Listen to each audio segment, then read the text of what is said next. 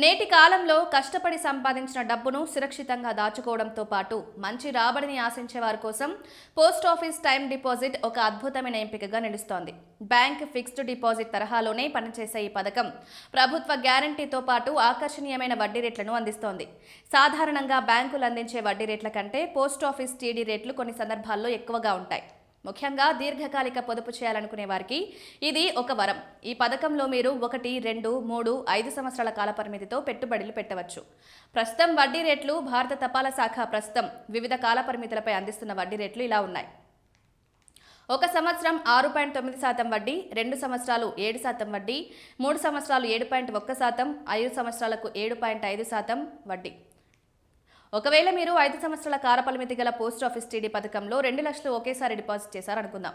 ప్రస్తుతం 7.5% వడ్డీ రేటు ప్రకారం 5 ఏళ్ల తర్వాత వచ్చే వడ్డీ 89,900గా ఉంటుంది. మెచ్యూరిటీ సమయానికి మొత్తం 2,89,990 రూపాయలు మీ చేతికి అందుతుంది. అంటే కేవలం 5 ఏళ్లలో మీ డబ్బుపై దాదాపు 90,000 లాభం వస్తుందన్నమాట.